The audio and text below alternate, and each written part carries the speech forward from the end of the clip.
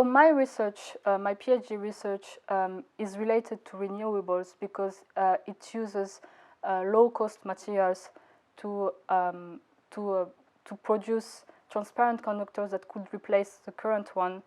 And also, during my PhD, I tried to synthesize in a more environmental way, so which means less, like using less toxic materials, and also trying to find new methods to reduce the price of the synthesis itself.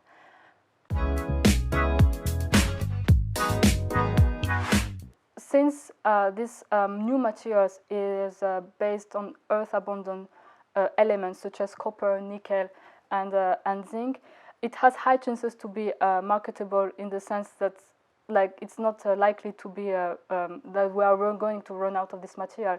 However, the problem is that it's at the early stage of the research, and it still requires further improvement.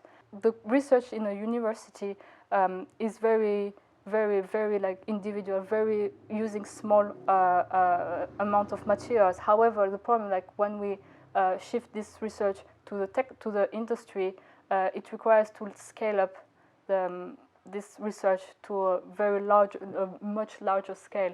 And the transition between small research in university to industries is sometimes not very straightforward. So this is the reason why it requires further improvements.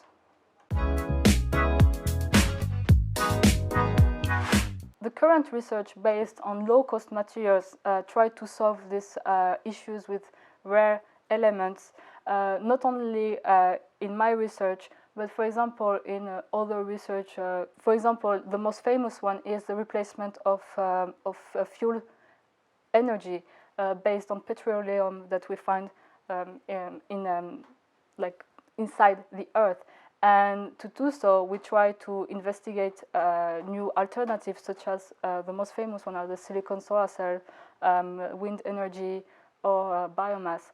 So it can solve in a way. So in the way that, yes, we can solve the issue that we will replace one technology by another that is more earth abundant, but it won't solve all the issues if you don't ask the right questions. In order to replace fossil fuels that we currently use to more environmental friendly alternative technologies, we need to raise the right questions. First of all, is this new technology very efficient to outshadow the fossil fuel?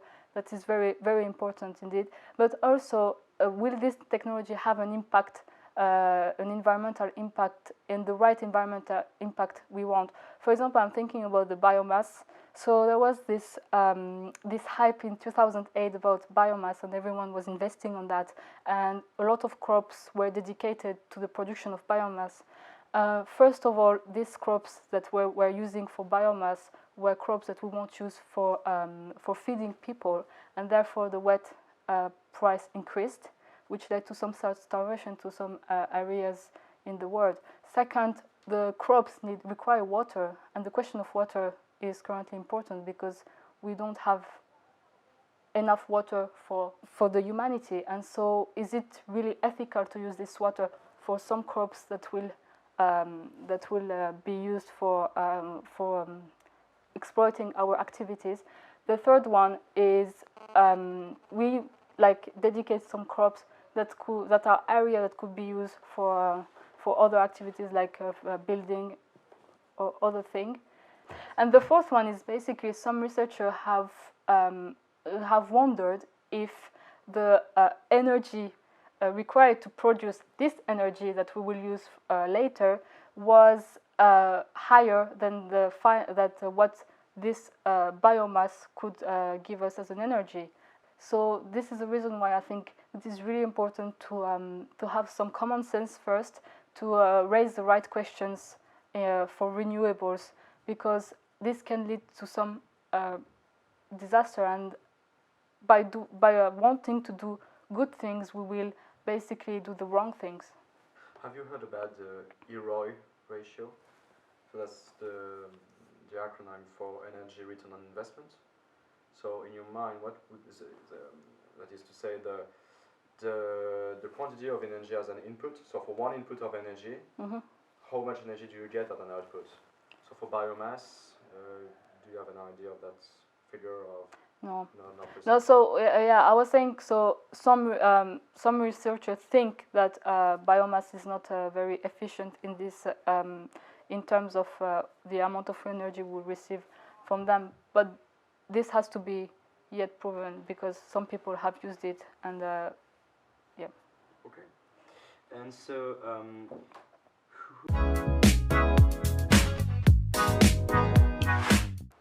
It's very important that there will be more women working in research, investing their time also to produce very interesting and useful research in all the domains and fields. Currently, there are more women that are accessing this level of study than before. So we are more and more women working in research and development, but there are still not enough women in the ruling part of any kind of discipline.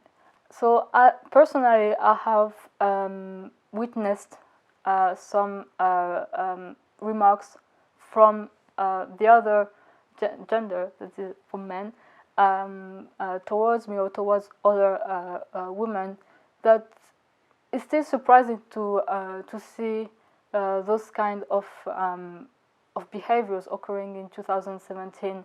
I think as we need more investment and also on renewables, we also need more awareness about this issue, where some women can face more problem than men.